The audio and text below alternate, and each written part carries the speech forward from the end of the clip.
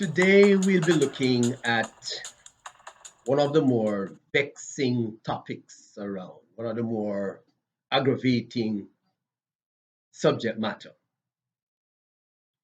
Today we look briefly at the IRS collection process, receiving notices from the IRS and all the implications that surround that. Of course, if you have not yet received a IRS letter, then hip hip hooray.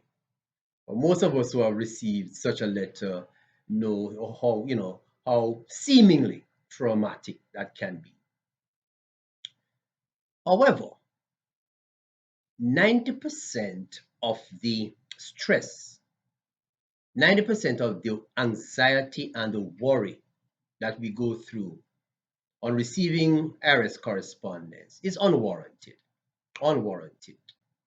Because it is natural to see each and every IRS correspondence coming to your mailbox as doom and gloom, but that's not necessarily so.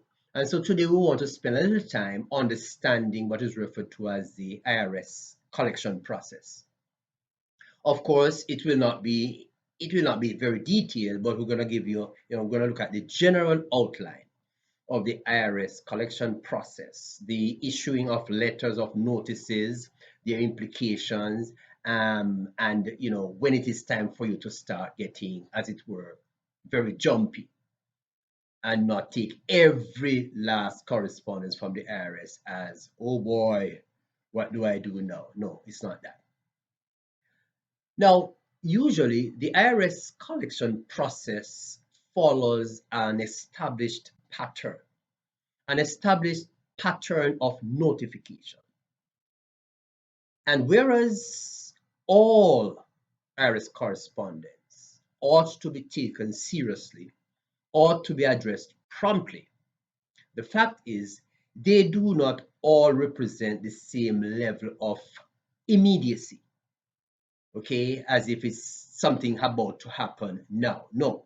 So understanding the different letters, the different notices, the times when they are issued will give you a better understanding as to how much time you have to execute a plan of action, how much time you have to get yourself together in terms of making some payment arrangements or to really get some funds to settle your bill. Okay. Now the IRS will issue several correspondence whenever there is a tax matter to be addressed. The first letter that is issued is usually referred to as a balance due letter. And the name speaks for itself. There's a letter the IRS sends to say you are owing X dollars, Y dollars based on A, B, or C. You may have filed your tax returns and it shows that you have a $2,000 balance. You have not yet paid it. The IRS sends you a letter to say balance due. It's no different than a normal letter, okay, demanding payment, so to speak, asking or reminding you that you owe. So the first letter is referred to as a balance due letter.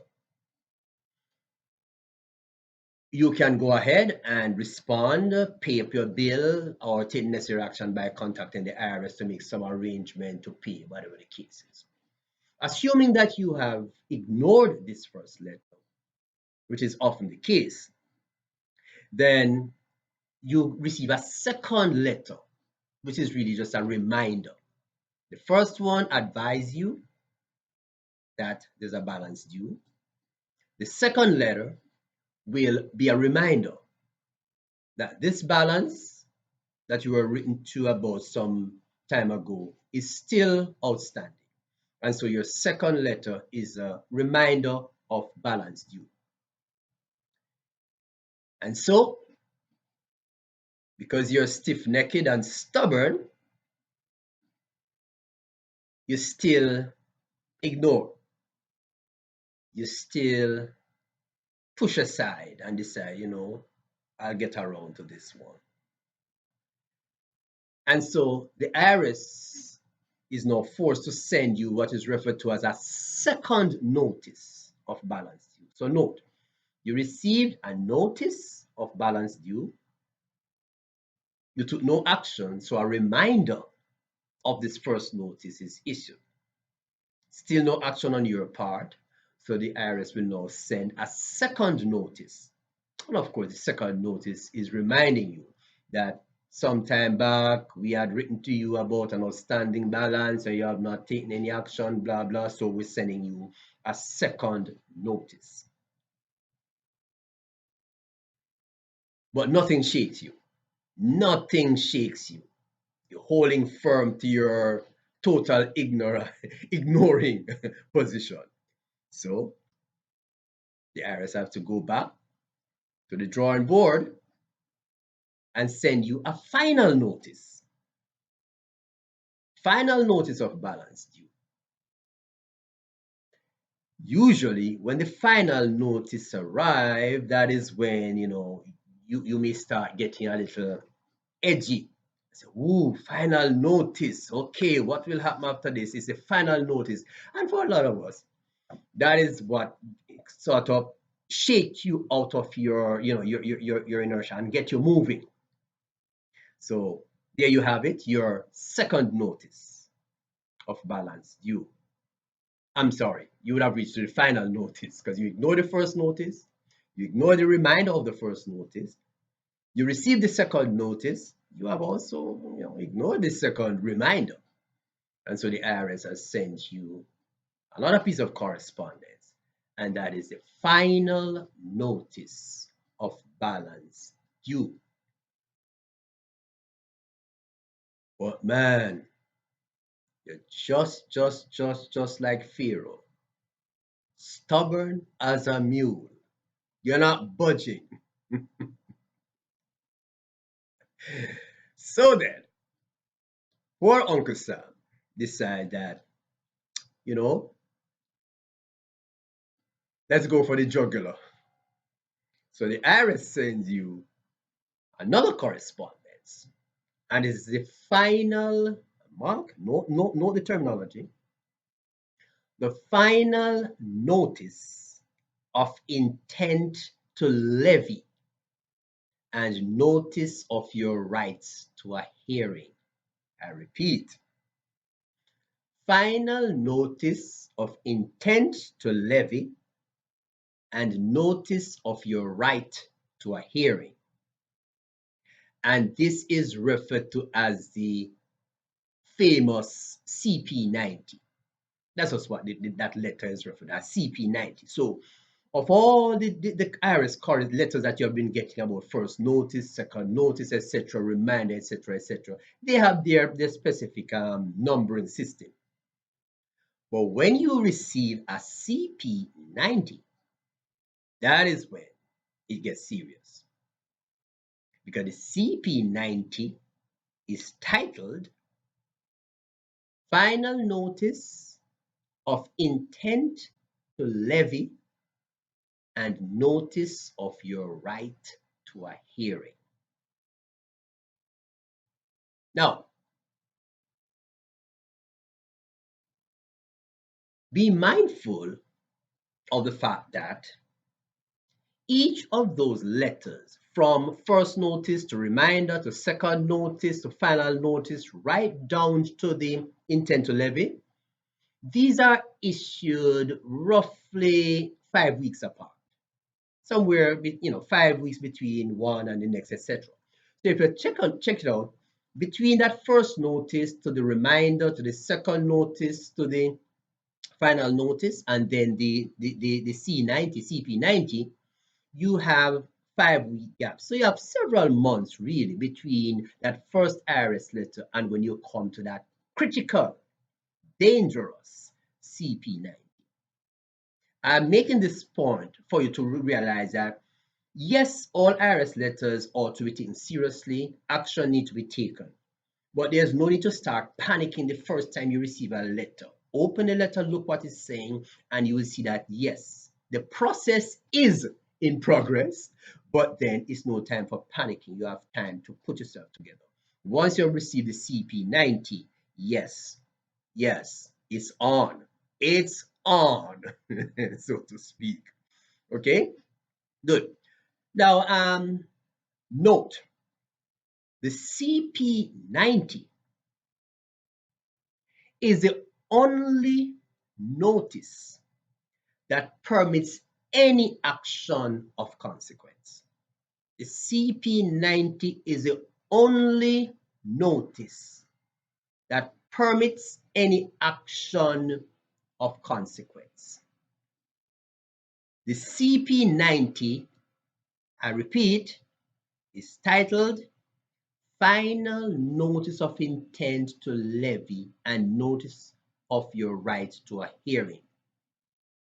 This notice is the only notice that permits the IRS to start proceeding to take your wages, your bank account, your automobile, your real estate, whatever it is, your assets, your property. The CP90 is where the rubber meets the road. Fine. So you have played hard, stubborn, tough all along. CP90 is here, and so you need to move. You need to move like now. You need to move. Doom is at your door. Good. At this point, then what you need to do, whether you do it yourself or through your tax professional or whatever, you need to now exercise this right to appeal. So remember, the notice CP90 is called the Notice of Intent to Levy and Notice of Your Right to a Hearing. And so this is it. We're going to do what we have to do. That's the IRS, where we're giving you the opportunity to exercise your right, which is a right to the appeal. Now, the purpose of the appeal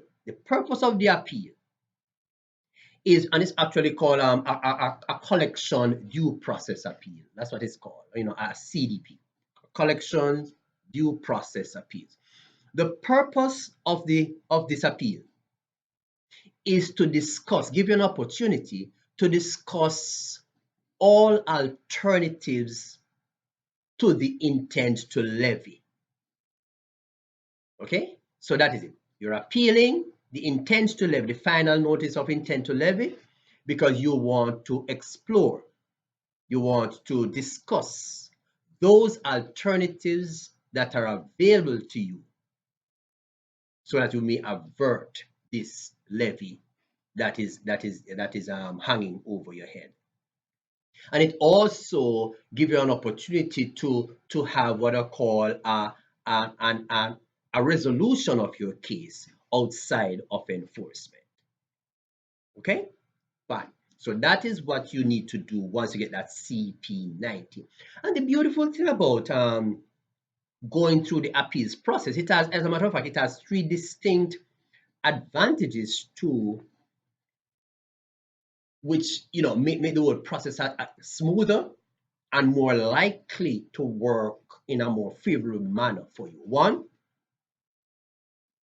once you have exercised your rights to the appeal, then you automatically have your case moved from collections to appeal.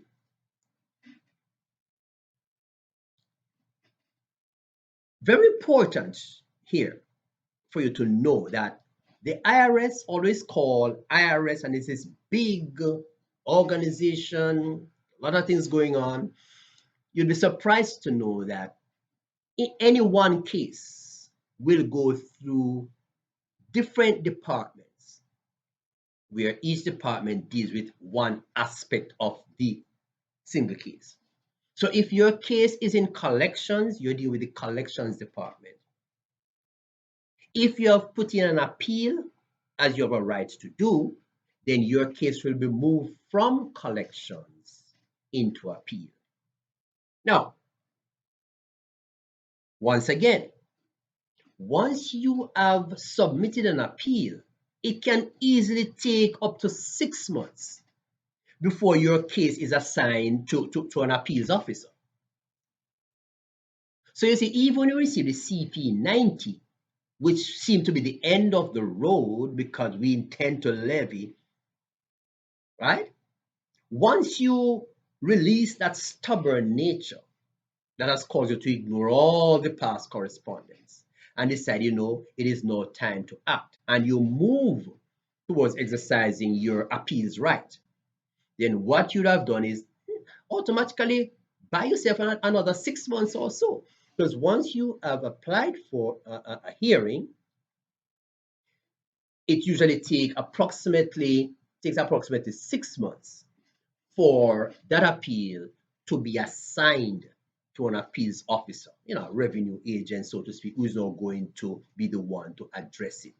So if you notice, between that first letter, very first letter, which is the letter talking about your balance due, and all those 5-week periods between each subsequent letter until you reach to the CP 90, then when you appeal, you have roughly another 6 months before your case, your appeal is assigned to an appeals officer. And then while the appeal is in process, there's going to be another time to run, excuse me, and mark you. Once your case is in appeals, then as I said before, it has moved from collections, and therefore no collection action can be taken against you, because you have an active open case that is being deliberated on, and therefore everything has to put on hold as far as collection is concerned. So in this case, we would call it that there's a stay. There's a stay of execution of the pending levy. There's a stay of execution while your case goes through appeals, having moved out of the collections department. So we have about 6 months before it is assigned to an appeals officer. Give you some time.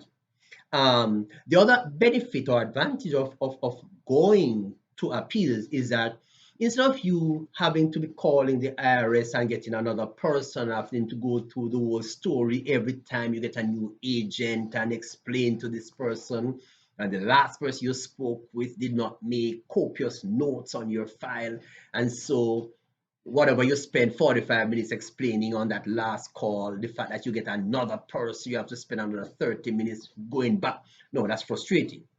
So one other benefit of having your case moved to appeals is that you're now assigned an agent.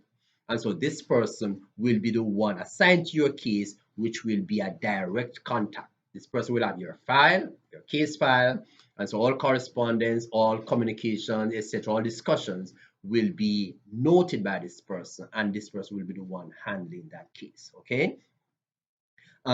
So therefore, you can see the three benefits right away. Your case move from collections to appeal. It's going to take approximately 6 months before they can assign the case to an appeals officer. And having your case assigned to an appeal officer, then you now have a person you can speak to directly to follow up, to continue on the case, and therefore it is definitely beneficial to go that route. Okay.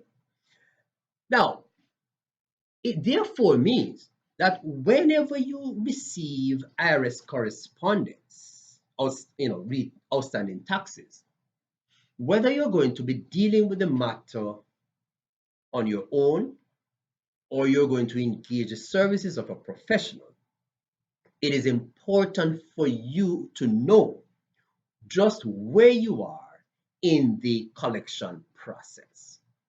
Because if you go to your tax professional, your accountant, your advisor, at the point where you have just received the final notice, it is a level of urgency, because we know that the final notice of intent to levy is just around the corner. If you went to your provider when you just got the first or second notice, then he or she will know that, okay, we have some time to work with. Of course, if you go to your professional on receipt of the CP 90 correspondence, then hey, The Philistines are at the door. The Philistines are at the gate. Time for battle. We need to move quickly to move your case out of collections by exercising the right to appeal that you have as a taxpayer, so that you move it out of collections into appeals.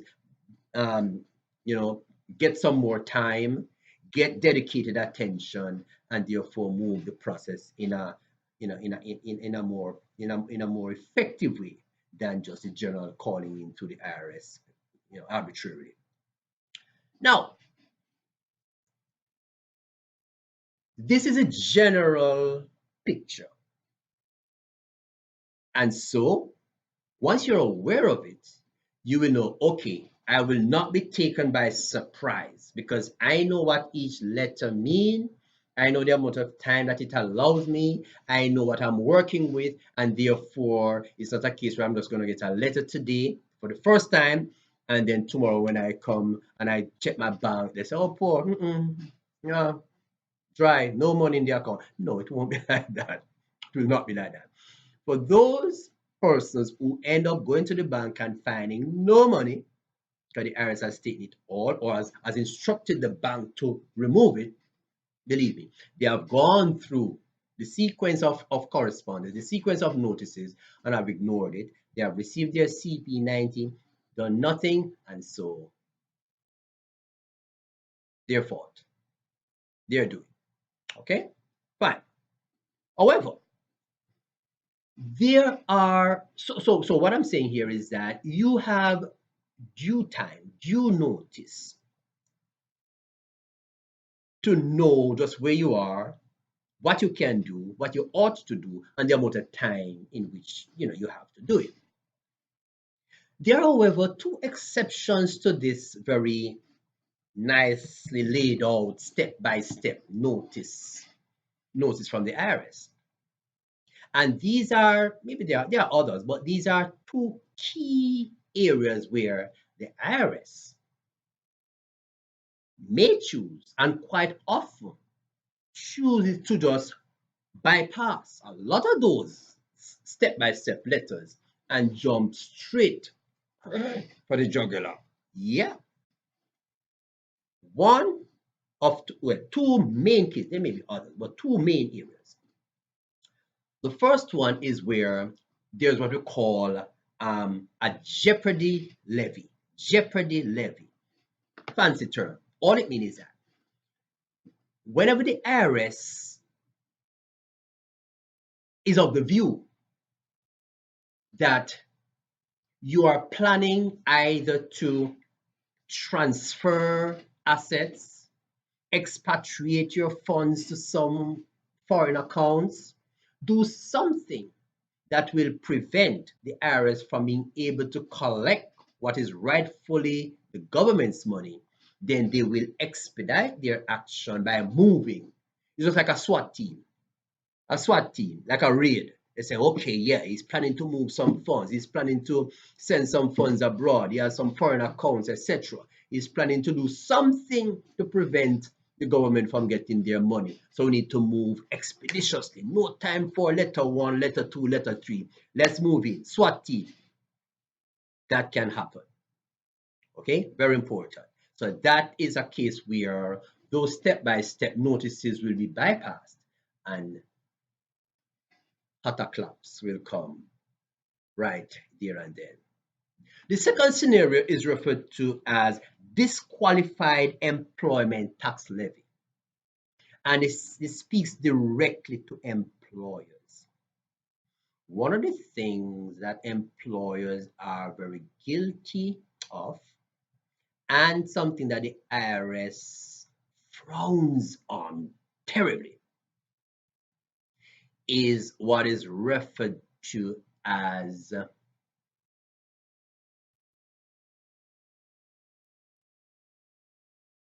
well, I've determined mine, but let's not use that term. Let me just explain the concept. Most employers, not necessarily most, some employers, the practice is to run payroll, deduct taxes, deduct social security, deduct Medicare from staff salaries, but fail to pay over these monies to the government.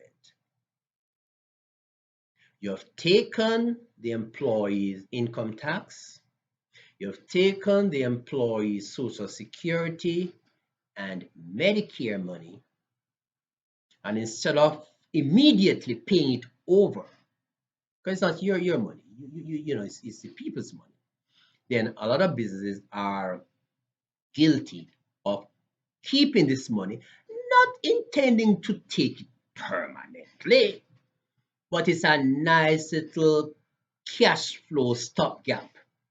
But before you know it, you owe one payroll, two payrolls, three payrolls, one quarter, and you're up the creek.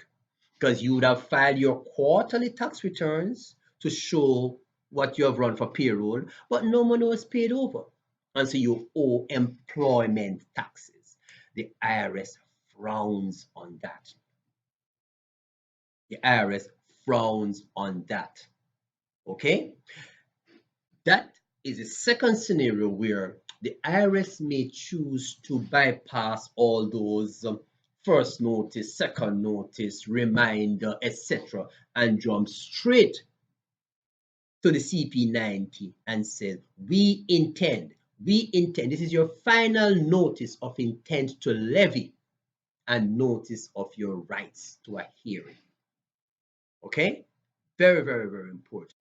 A lot of businesses, especially small businessmen, business persons who have a real challenge with cash flow and that kind of thing. But remember now, those monies are monies that you took out of the employee's salary, and therefore they ought to be paid over. Mark you, yes, the employer will also match the Social Security and the Medicare, right? And usually it is a total of employment taxes that is not transferred over to the IRS. And where that is the case, especially if it's a matter where quarter over quarter over quarter over quarter, it keeps happening, the IRS will say, okay, let's move in and deal with this expeditiously, right? Let's not even bother with the notice one, notice two, notice three. Got you? Good. So that is very, very important. So as a quick recap, as I said before, do not start to pull out your hair on receipt of the very first IRS letter. No, it's the beginning of a process. But be aware of the various steps, be aware of where you are in the step, and when you have, and if you allow yourself to come way down to the CP90, then yes, take immediate steps to have your case move out of collections and pending levy to appeals, where you will get some more time, you'll get personal attention, you will be able to do your thing. As I said before, the two main exceptions to this, series of letters would be where one, there is reason to believe that you're planning to find some way to shift the funds away from the IRS being able to collect what is due to them. And so they have to move quickly to ensure. And on the second situation is where employers have not been remitting employment taxes, and the IRS decide that there's no time for notices. Let's go in and execute, so to speak. All right, good. So that is it. That is it for that's it. The not that's very simple, plain, light explanation of the whole collection process. Later on, we'll speak about cases where, yes, you're there and you're appealing. Is either you're saying, no, it is wrong, or yes, whatever the letter say I owe is correct. However, I'm unable to pay. So then we look at the various options that are open to you, the various things that you can, hang on to, different programs that the IRS offers to help taxpayers, etc. And so we look at all this detail. But for now, just be aware that quite often you're allowing your blood pressure to go through the roof unnecessarily. But I guess that is what IRS letters do to taxpayers. And don't get me wrong, The language of every IRS letter, whether it be first notice, second notice, or reminder, the language, the tone is such that it is intimidating. And it is meant to be. Of course, you owe the people them the money and they want to get the money. They're not coming to smile with you and say, "Hi, how you doing today? I was wondering whether or not you'd like to pay me." So, oh no, you owe. So naturally, the tone, the tenor of the letter, the language is going to be demanding, intimidating. But believe me, it's all bark, no bite until CP90 comes onto the scene. Okay, good.